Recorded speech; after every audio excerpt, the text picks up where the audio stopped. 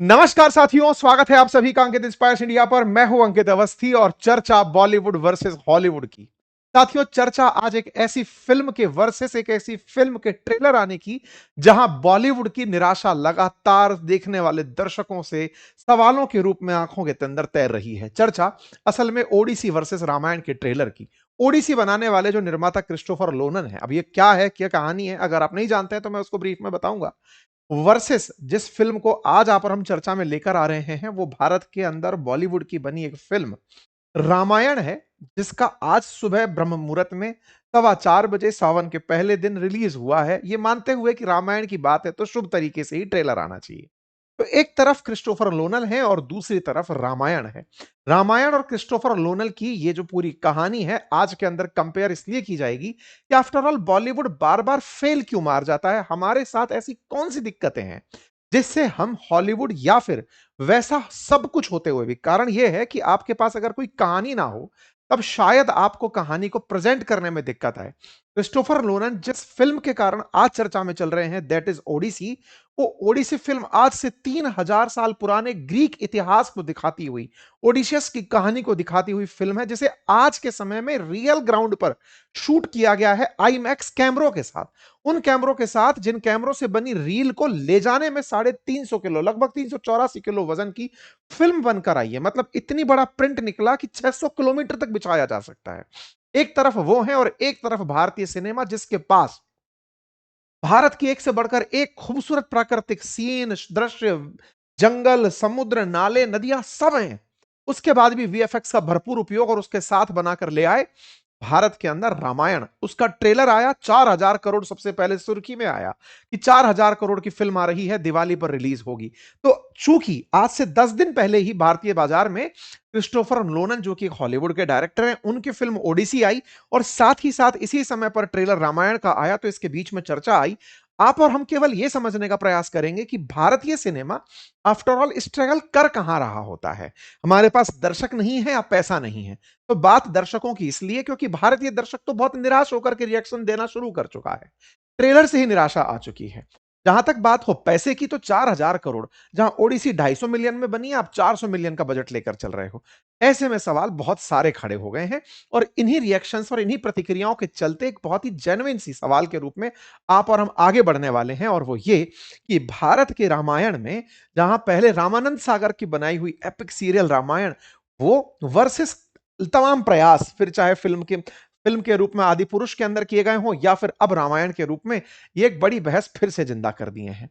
आप में से बहुत सारे लोग ऐसे हैं जिन्होंने रामायण को रामानंद सागर की रामायण के रूप में देखा है, जिन्होंने घर घर के अंदर तुलसीदास जी की रामायण के किरदारों को बहुत खूबसूरती से पहुंचाया है। हर व्यक्ति उनसे कनेक्ट करता है। सामाजिक आदर्श, उस समय की पृष्ठभूमि, उस तरह की विचार, उस समय के सारी की सारी व्यवस्थाओं को आपके दिमाग में आज भी जीवंत रखता है। और वहीं लगातार सिनेमैटिक प्रयासों से आता हुआ वीएफएक्स, और वीएफएक्स के बाद आ रही आदि पुरुष जैसी फिल्में या फिर आज की रामायण, ये लगातार लोगों के मन में कई प्रकार के प्रश्न पहले ही खड़े कर देती हैं फिल्म आने से पहले। तो आज का विश्लेषण थोड़ा खास है। आज के विश्लेषण में हो सकता है कि एक नजरिया आपके सामने आए, हो सकता है एक नजरिया आपका भी हो जो तकनीकी को उन्नत किस्म से इस्तेमाल का पक्षधर हो, साथ में यह भी मानने को तैयार हो कि दिखाने की क्रिएटिव आजादी है वो होनी चाहिए। तो आप अपनी सोच के साथ चलिए। आज अपन जो हॉलीवुड वर्सेस बॉलीवुड की सोच को कंपेयर करेंगे, उसमें अगर आप कुछ पॉइंट ऐड करवा सकें तो कमेंट बॉक्स में फाइनली ऐड करवा दीजिएगा, ठीक है। लेकिन हाँ, इस रविवार शाम 8 बजे आपके साथ मैं एक वेबिनार करने जा रहा हूं। फ्री वेबिनार है जिसका लिंक कमेंट बॉक्स में पिन है। उस गूगल फॉर्म को फिल करिए, आपके पास लिंक के माध्यम से यूट्यूब का या हमारे जहां से भी वो वीडियो होगा उसका लिंक आप तक पहुंचा दिया जाएगा। क्या है उस वेबिनार में? आप में से बहुत सारे लोगों को स्टेज पर खड़े होने का एक डर सताता है। स्टेज पर बोलने से पहले अगर डर लगता है तो उसको कैसे एनकाउंटर किया जाता है, कैसे उसको खत्म किया जाता है, स्टेज फोबिया को खत्म करने के चुटकी में क्या प्रयास हो सकते हैं, उसके ऊपर एक फ्री वेबिनार है। संडे शाम 8 बजे आयोजित की जा रही है, 2 अगस्त को। अगर आप इसे ज्वाइन करना चाहते हैं, लिंक लेना चाहते हैं, तो कमेंट बॉक्स में हमने इसका लिंक पिन किया हुआ है। तो चलिए सबसे पहले रामायण की बात कर लेते हैं। ये आज रामायण का कुछ इस प्रकार से सबसे पहले पोस्टर रिलीज होते हुए आज रामायण नाम की फिल्म का ट्रेलर लॉन्च हुआ। 30 जुलाई सुबह 4:15 बजे दुनिया भर के अंदर इसे ब्रह्म मुहूर्त कहकर लॉन्च किया गया। ट्रेलर हिंदी, तमिल, तेलुगु, कन्नड़, मलयालम समेत एक साथ कई डिजिटल प्लेटफॉर्म्स के ऊपर रिलीज कर दिया गया। क्योंकि हिंदू परंपराओं में सुबह 4 से 5 का मुहूर्त ब्रह्म मुहूर्त माना जाता है, इसलिए इसी मान्यता को ध्यान में रखते हुए मेकर्स ने यही टाइम चुना। रणवीर कपूर को भगवान राम बनाया गया और यश को यहां पर रावण का रोल करते हुए दिखाया गया है। ये सारे वो किरदार हैं जो इस फिल्म के अंदर रोल प्ले करते हुए आ रहे हैं। इस ट्रेलर में जिन जिन का अभिनय सबसे ऊपर आया, उनमें यश जो कि दक्षिण के सुपरस्टार हैं, इन्होंने रावण का किरदार निभाया। लोगों ने इनके ट्रेलर से ही इनके किरदार को पहले ही हाईलाइट कर दिया कि भैया टिक, मतलब रावण के किरदार में आपने जान भर दी है। वहीं दूसरी तरफ रणबीर जो कि फिल्म में भूमिका निभा रहे हैं भगवान राम की, इनसे अपेक्षाएं, क्योंकि राम एक इतना बड़ा किरदार है कि उनके अभिनय में अगर कोई भी व्यक्ति इंसान यदि कोई एंट्री करेगा, तो भगवान वर्सेस इंसान की जो लड़ाई है, जिसको भगवान भी खुद पूरा जब यहां भारत में थे, जब अपने जीवंत काल में थे, तब भी लोगों को यह डाइजेस्ट नहीं हो पा रहा था कि भगवान इंसान के रूप में कैसे हैं, और जब कोई पर्दे पर उन्हें किरदार में उतारने का प्रयास करेगा तो अपेक्षाएं उसी स्तर की रहेंगी। और जब अपेक्षाएं उसी स्तर की हैं, तो रणवीर से अपेक्षाएं राम के चरित्र की थी, राम के व्यक्तित्व की थी। तो कहीं ना कहीं वो इस जगह इस बोझ को उठाते हुए ट्रेलर में नहीं दिखाई दिए। इसके बाद साई पल्लवी जो कि सीता जी का, क्योंकि अगेन एक बहुत बड़ा व्यक्तित्व, पिया के राम की बात होती है, तो ऐसे बड़े व्यक्तित्व को एक फिल्म स्टार ने जब निभाने का प्रयास किया है, तो लोग छोटी छोटी बातों पर भी कि सीता के बालों में इस तरह से क्यों, मतलब बाल क्यों घुंघराले हो रखे हैं, करली बाल तो नहीं थे, इस बात से, क्योंकि इतने अफेक्शनेट हैं रियल में उस व्यक्तित्व से, उस चरित्र से, उस जीवंत काव्य से, जिसे आप और हम हर दिन सुनते पढ़ते बड़े बड़े हुए हैं। तो हर एक चीज एक्सपेक्टेशन वर्सेस रियलिटी का जब भी कंपैरिजन होगा, तो इस प्रकार की प्रतिक्रियाएं आएंगी। चलो फिर भी, जहां तक एक बार फिल्म को बनाने के प्रयास में तमाम किरदारों के द्वारा फूंकी गई जान हो, ये एक अपना प्रयास और अपना स्तर हो सकता है, लेकिन लड़ाई जहां आकर खड़ी होती है वो ये कि तमाम बेहतर प्रयास, Oscar winner A R Rahman इसके अंदर, ए हैंस जिमर जो है इसके अंदर म्यूजिक दे रहे हैं, वो कंपनीज इसके अंदर काम कर रही हैं जैसे डीएनईजी जिसका विजुअल इफेक्ट यानी वीएफएक्स, जिसके कारण उन्हें ऑस्कर विनिंग कंपनी बनाया, वो सब कंपनियों ने इस मूवी के अंदर काम किया है। और जो मूवी बना रहे डायरेक्टर हैं नितेश तिवारी, वो भी ऑलरेडी बहुत अच्छी अच्छी फिल्म डायरेक्ट कर चुके हैं, इंक्लूडिंग दंगल जो कि हाईएस्ट ग्रॉस रेवेन्यू के लिए जानी जाती है, वो दंगल बना चुके हैं, चिल्लर पार्टी, भूतनाथ रिटर्न्स, तमाम छिछोरे जैसी फिल्में वो बना चुके हैं। तो बतौर निर्देशक उनके पास तजुर्बा भी बहुत अच्छा है। अपने लेखक के रूप में, निर्माता के रूप में, कई बड़ी बड़ी उपलब्धियों के रूप में नितेश तिवारी जाने जाते रहे हैं। और उन्होंने फिलहाल रामायण जो 4,000 करोड़ का बजट है, इसे 2 पार्ट में रिलीज करने का निर्णय लिया है, और पहला पार्ट इसका इस दिवाली आ जाएगा। रामायण का पहला पार्ट जब रिलीज होगा, तो ये आईमैक्स 2D पर रिलीज होगा, 2D के अलावा 3D पर भी ये फिल्म रिलीज होगी। अब बाय द वे, ये आईमैक्स क्या है? असल में आईमैक्स फिल्म को दिखाने की इमेज मैक्सिमाइजेशन की एक तकनीक है। आसान भाषा में, आम बोलचाल की भाषा में कहें, तो आप अपने मोबाइल में जब कैमरा से फोटो शूट कर रहे होते हैं, तो फोटो से जो फील आप जनरेट करना चाहते हैं, कहते हैं ना, जितना अच्छा कैमरा होगा, जितनी अच्छी पिक्चर क्वालिटी होगी, आप उसके उसके बाद बनी हुई पिक्चर को कितना रियल फील कर पाते हैं। यही तो सही मायने में पिक्चर फूट फोटो होती है। अगर एक कैमरे से आपने कोई पिक्चर कहीं की भी खींची, वो खिंची हुई पिक्चर देखकर आपको यह एहसास हो कि ये तो एकदम रियल है, बस वो जो रियल और नकली के बीच का अंतर है, उसे शायद बहुत हद तक आईमैक्स मिटा देता है। मतलब इमेज मैक्सिमाइजेशन के लिए जाना जाता है। कहते हैं कि इसका जो पर्दा होता है ना, क्योंकि जिस रील पर, जिस कैमरे पर इसे शूट किया जाता है, वो दुनिया के बहुत कम देशों के पास में वो तकनीक है जो इस कैमरे से शूट हुई फिल्म को सही में दिखा सके। भारत के अंदर जो कैमरा शूट करके लाएगा, जो दिखाएगा, वो 1.93:1 का होगा, मतलब 2:1 का लगभग, मतलब पर्दा साइज होगा, यूं करके और यूं करके अगर आप देखें, तो 2 गुना लंबा और 1 गुना चौड़ा, इस तरह से इसकी वो होगी। लेकिन रियल में जो क्रिस्टोफर नोलन शूट करते हैं जिस जगह में, वो 1.5:1 का होता है एक तरह से, यानी कि पर्दे की जो चौड़ाई है वो अगर 1.5 है, तो ऊंचाई 1 है। इसलिए मतलब जो सिनेमा बनाया जाता है, जहां पर इसे बनाया जाता है, वो ऑडिटोरियम स्टाइल भी अपने आप में बहुत बड़ी हो जाती है। क्यों? क्योंकि आपको 1.5:1 के हिसाब से दिखाना है, तो तुलनात्मक रूप से आपको पर्दा बड़ा रखना होता है। और ऐसा करते करते भारत का एक भी सिनेमा ऐसा नहीं है, कमर्शियल सिनेमा, जो आईमैक्स के ऊपर फिल्म दिखा सके। यानी कि जो क्रिस्टोफर नोलन शूट करके जिस कैमरे से लेकर आ रहे हैं रियल फीलिंग के लिए, वो हिंदुस्तान में एक भी सिनेमा करने की स्थिति में नहीं है। अहमदाबाद के अंदर एक सिनेमा है, लेकिन वो सरकारी है, जो कि शॉर्ट फिल्म चलाता है, जिसके ऊपर कमर्शियल फिल्म्स नहीं चलती।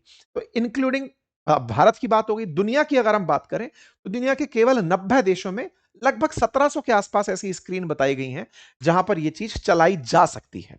आप सोचिए, इसके बावजूद एक डायरेक्टर ने एक फिल्म बनाई। अब क्रिस्टोफर नोलन जो है वो जाने किस बात के लिए जाते हैं? बहुत सी हॉलीवुड की ऐसी फ़िल्में हैं, खुद को भी ऑस्कर मिल चुका है। बहुत सी हॉलीवुड की जिसमें से डार्क नाइट है, इंसेप्शन है, ओपेनहाइमर है। इन सब फ़िल्मों के लिए उन्हें बहुत ज़्यादा इज़्ज़त प्राप्त है। उन कहानियों को पर्दे पर दिखाने के लिए, आईमैक्स का अधिकतम इस्तेमाल करने के लिए उनकी एक लीगेसी बन चुकी है कि जब वो लाएँगे, तो पूरी दुनिया के अंदर पिक्चर की चर्चा होगी। तो एक प्रकार का इमेज फॉर्मेट जो साधारणतया ऊंचाई और चौड़ाई के मामले में 18 मीटर ऊंचा और 24 मीटर चौड़ा होता है। ये सबसे बड़ी स्क्रीन जर्मनी के लियोनाल बर्ग में रखता है, जहां पर 38.8 मीटर ऊंचाई और 21 मीटर चौड़ाई की आईमैक्स थिएटर मौजूद है। साधारण थिएटरों में फिल्म 35 एमएम पर दिखाई जाती है, जो वर्टिकली प्रोजेक्ट होती है। ठीक है। अगर दुनिया भर में अगर हम बात करते चलें तो फिल्मों को वर्टिकल दिखाया जाता है, लेकिन जो आईमैक्स है वो इसको बड़ा दिखाने के लिए जाना जाता है। तो मतलब ये और अच्छी फीलिंग के लिए जाना जाता है। कहा जाता है कि स्क्रीन पर कलर बैलेंस रखने के लिए थिएटर में एक साथ दो प्रोजेक्टर चलाए जाते हैं। कहते हैं कि इसको आप किसी भी सीट से बैठकर देखें तो एक जैसा ही फील आपको देती है। जैसे किसी जगह को आप देख रहे हो तो सामने से देखने की जरूरत नहीं है, कोने से भी आपको वो जगह वैसी ही दिखेगी। ऐसे ही आईमैक्स थिएटर के बारे में कहा जाता है कि आप कहीं से भी बैठ करके उस फिल्म को देखें तो आपको वो फिल्म एक जैसा एक्सपीरियंस देगी और फुसफुसाहट तक की आवाज आपको रियल महसूस कराएगी थिएटर के किसी भी कोने में आप अगर बैठकर देखते हैं। इसीलिए आईमैक्स थिएटर्स को एक अलग वैल्यू है। आईमैक्स थिएटर में कुछ फिल्में, जैसे अगर मैं आपको आईमैक्स पर्दे पर अवतार को दिखाऊं तो वो ऐसे दिखती, जबकि स्टैंडर्ड स्क्रीन पर वो इतनी स्ट्रेच और इस तरह से दिखाई देती है ना। तो फिल्म की ऊंचाई को आप समझ सकते हैं। तो ये बेटर एक्सपीरियंस के लिए जानी जाती है। इसके दो एस्पेक्ट रेशो 1.43 रेशो 1 और 1.90 रेशो 1, ये दो रेशो है। इंडिया में 1.90 वाले तो फिर भी शोरूम मतलब थिएटर्स मौजूद हैं, लेकिन ये वाला जो 1.43 रेशो 1 है ये वाले नहीं है। हमारे यहां पर 70 एमएम आईमैक्स और नॉर्मल थिएटर्स के बीच की लड़ाई चली आ रही है। खैर, क्योंकि ये थिएटर बहुत मुश्किल से बनाना है, क्योंकि हर फिल्म आईमैक्स उस कैमरे पर शूट नहीं हो सकती, इसलिए कमर्शियल वायबल नहीं होता। इसीलिए कभी कभार कुछ फिल्में आती हैं जो दिखाई इस पर जा सकती हैं, इसीलिए इनके टिकट्स भी महंगे होते हैं। और इसीलिए टिकट्स महंगे होते हैं तो जो पिक्चर प्रेमी इसको रियल में फील करना चाहते हैं वो इसको देखने के लिए इधर उधर मूव करके जाते हैं। लगभग दुनिया में 1750 आईमैक्स थिएटर्स हैं 90 देशों के अंदर, दुनिया भर के अंदर, जहां पर फिल्म को 70 एमएम में दिखाया जाता है। जहां तक बात हो भारत की, भारत में एक भी थिएटर नहीं है। हाँ, जो 1.43 रेशो 1 के साथ में है वो साइंस सिटी आईमैक्स अहमदाबाद के अंदर है, लेकिन वहां पर कमर्शियल फिल्मों का संचालन नहीं होता। ठीक है साहब। अच्छा, अब बात कर लेते हैं, जब ओडिसी की बात हो गई, ओडिसी बनाने वाले निर्माता की बात हो गई, तो अब थोड़ा हम रामायण के ऊपर भी आ जाते हैं और सवाल इसको जानने का प्रयास करते हैं कि आफ्टर ऑल हम क्यों नहीं बना पाते, हमारे साथ दिक्कत कहां आती है। आपको इंटरेस्टिंग फैक्ट पता होगा, हॉलीवुड वालों के पास में स्टोरी या इतिहास है ही नहीं। वो एक काल्पनिक इतिहास को इतना जीवंत बनाते हैं कि लोग फिर उसमें रियल मानने लगते हैं। अगर तुलनात्मक रूप से आपको मैं दिखाऊं तो बाहुबली अगर फिल्म आपने देखी हो तो बाहुबली के अंदर जो माहिष्मति की कल्पना आपके दिमाग में साकार की गई है कि आपके दिमाग में माहिष्मति नाम से अब एक साम्राज्य चलने लगता है, आप इतिहास में गूगल करने लगते हैं। वो भाषा जो बाहुबली के अंदर टिट्टा की भाषा है, जो वो बोलता है टैटा करके, वो भाषा वो उस फिल्म के लिए विशेष रूप से क्राफ्ट की गई है। इससे आप अंदाजा लगा सकते हैं कि अगर फिल्म को बिल्कुल फिल्म की तरह से दिखाने का प्रयास हो तो इस लेवल तक की मेहनत होती है जो बाहुबली के अंदर हुई है। इसीलिए बाहुबली सीरीज चल पाई, बाहुबली के ऊपर कई आइटम्स भी निकल कर आ पाए आने वाले समय में, और भी उसके अंदर फिल्में ऐड की जा सकेंगी। हॉलीवुड तो ये सारी चीजें शुरुआत से बिल्कुल काल्पनिक रूप से ही लेकर चलता है। बहुत रेयर होता है। ओडिसी के अंदर ऐसा हुआ है कि उन्होंने 3000 साल पहले का ग्रीक इतिहास प्रदर्शित किया है, जिसके चलते नोलन को ग्रीक प्राइम मिनिस्टर ने बाकायदा धन्यवाद दिया है कि आपने हमारा इतिहास दुनिया के सामने रखा। और इस वजह से, इस इतिहास को दिखाने की वजह से अब ग्रीक इतिहास को जानने में लोगों का रुचि बढ़ा है। अमेजन पर किताबें अचानक ग्रीक हिस्ट्री की बिकने लगी हैं। लोग जानना चाहते हैं कि आफ्टर ऑल था क्या। इसका मतलब जो सिविलाइजेशन बिल्डिंग करते हैं ये लोग, वो नेक्स्ट लेवल पर करते हैं। जैसे जब दो लोगों ने द लॉर्ड ऑफ रिंग्स नाम से फिल्म देखी, तब उन्होंने मिडिल अर्थ नाम की एक दुनिया में प्रवेश किया जिसका वास्तविकता में कोई एग्जिस्टेंस नहीं था। ठीक इसी प्रकार से न्यूजीलैंड के अंदर हॉबिंटन देखने के लिए लाखों लोग जाते हैं। ये एक काल्पनिक तरीके से फिल्म का बनाया हुआ सेट था, जिसमें किसी कलाकार को मतलब किसी डायरेक्टर ने फिल्म के लिए इस क्राफ्ट को बनाया था इस तरह से कि बौने लोग अगर रहे तो कैसी जगह पर रहते होंगे। आज न्यूजीलैंड घूमने वाले लोग इस जगह जाकर के देखते हैं कि बताइए वो जगह कैसी है। मतलब आपने कहानी को बनाने से पहले कहानी के आसपास के पूरे माहौल को बनाया। नोलन जो कर रहे हैं वो काम होता आया। लेकिन जहां बात हमारे हिंदू महाकाव्य की हो, वास्तविकता में भारत के इतिहास की हो, अगर भारत के इतिहास में रामायण और महाभारत हैं तो आप महाभारत के अर्जुन के अंदर अर्जुन और दुर्योधन की लड़ाई को केवल लड़ाई नहीं दिखा सकते।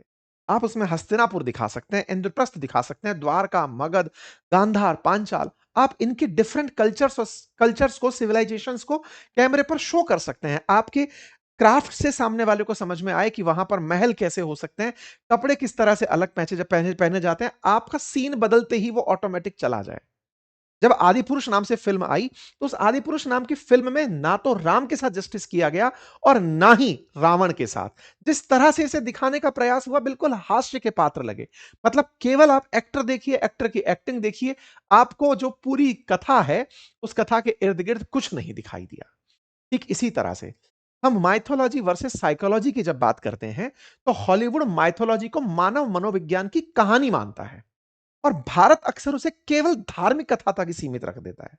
मतलब हमारे लिए एक धार्मिक कथा और उन लोगों के लिए एक साइकोलॉजी, इन दोनों के अंतर को इस तरह से समझिए कि अगर स्टोरी टेलिंग की थ्योरी को पकड़ा जाए, तो किसी संस्कृति को मानव समाज के प्रतिनिधि के रूप में दिखाया जाना चाहिए।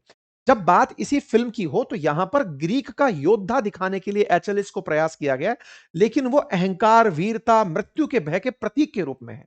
ओडिशियस केवल यहां राजा नहीं दिखाया गया नोलन के अंदर, वो घर लौटने की मानव इच्छा का प्रबल प्रतीक बनकर के दिखा है। थॉर को केवल देवता नहीं दिखाया गया, बल्कि शक्ति और जिम्मेदारी के संघर्ष का प्रतीक दिखाया गया है।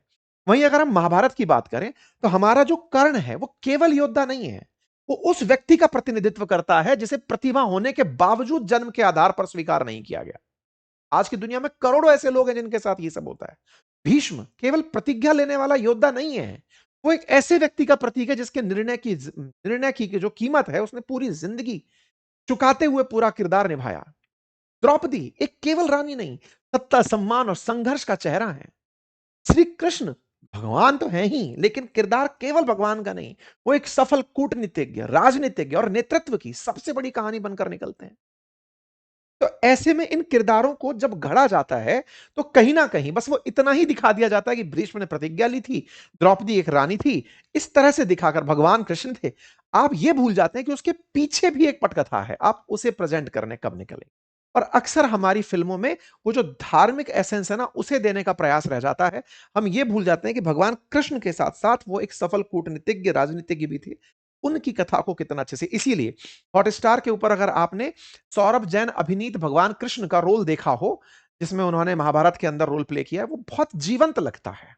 क्योंकि वहां पर वो भगवान से ज्यादा, देवत्व से ज्यादा उस किरदार में अपनी कूटनीति, अपनी राजनीति, अपनी सूझबूझ, अपने विचारों से लोगों को प्रभावित कर रहे होते हैं। ये क्राफ्ट है, इसको इस तरह से दिखाया जा सकता है। तीसरा सबसे बड़ा पॉइंट कि हॉलीवुड वर्सेस बॉलीवुड की जब बात होती है, तो हॉलीवुड जब फिल्म बनाता है, तो वो केवल एक सेट नहीं क्रिएट करता है, वो एक आईपी क्रिएट करता है कि यदि ये बना दी, जैसे आज से 2008 में आयरन मैन फिल्म बनकर आई थी, तो उसका सीरीज चला आ रहा है। लोग आज भी आयरन मैन का नाम सुनकर के उससे जुड़ी हुई तमाम चीजों को आज भी रिलेट कर पाते हैं। यूनिवर्स डेवलप करते हैं, मार्वल सिनेमा एक यूनिवर्स है। यहां पर लॉन्ग टर्म इंटेलेक्चुअल प्रॉपर्टी बनाई जाती है। हैरी पॉटर के ऊपर सीरीज चली आ रही है, काल्पनिक है, फिक्शन है, लेकिन लोगों को जीवंत में जीना है, उन्हें लगता है कि यही है। जैसे बाहुबली के बारे में मैंने आपसे कहा कि माहिष्मति लगता है कि जीवंत है, वो लोग इस तरह से काम करते हैं। भारतीय सिनेमा के लिए अब एक बहुत बड़ा चैलेंज क्या रखा है, उन्हें किसी ने कहा कि तकनीकी के अंदर वीएफएक्स है, जिससे आप उन चीजों को दिखा सकते हैं जिन्हें वास्तविकता में नहीं दिखाया जा सकता। जैसे अगर किसी राक्षस को बहुत अति दानव रूप में दिखाना है, तो कैसे दिखाओगे? अगर रावण को आपको बहुत बड़ा ही दिखाना है, विशाल दिखाना है, पहाड़ दिखाना है, भगवान हनुमान जी अगर पहाड़ उठाकर चल रहे हैं, तो कैसे दिखाओगे? वीएफएक्स से संभव है। ठीक बात है, तकनीक है, तकनीक से किसी को लड़ाई नहीं है।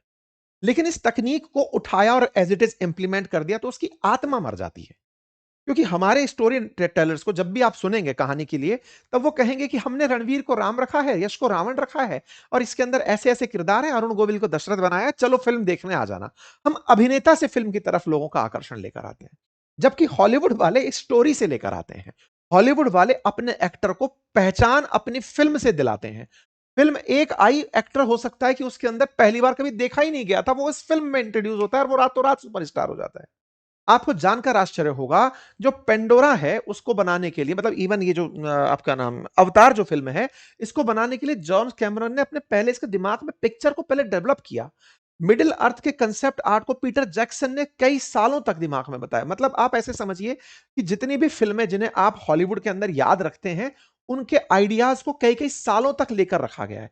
इवन आज जब हम बात ओडिसी की कर रहे हैं तो ओडिसी को रियल जगह जाकर शूट किया गया है, समुद्रों में रियल में जाकर शूट किया गया, जंगलों में रियल जाकर शूट किया गया, और हमने रामायण फिल्म बनाई उसके अंदर वीएफएक्स से जंगल खड़े कर दिए, जबकि भारत के अंदर प्रचुर मात्रा में जंगल है।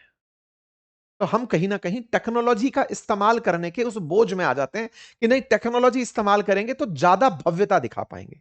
इंसेप्शन के बारे में कहते हैं कि इंसेप्शन को 10 साल से भी ज्यादा समय लगा था, अवतार को बनने के लिए 15 साल से ज्यादा का समय लगा था, बॉयहुड नाम की फिल्म के लिए तो बचपन जिया था बकायदा।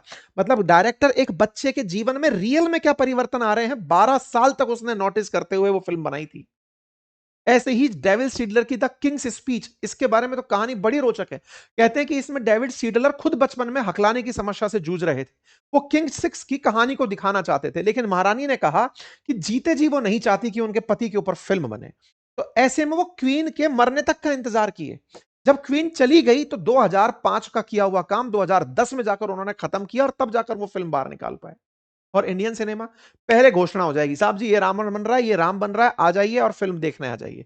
संस्कृति के नाम पर भारत के अंदर खूब सारे रिसर्च स्कॉलर रहे, खूब प्रकांड पंडित रहे, विद्वान रहे, रिसर्चर्स रहे, लेकिन हमारे फिल्मों के अंदर कभी रिसर्चर्स का नाम हाईलाइट नहीं होता।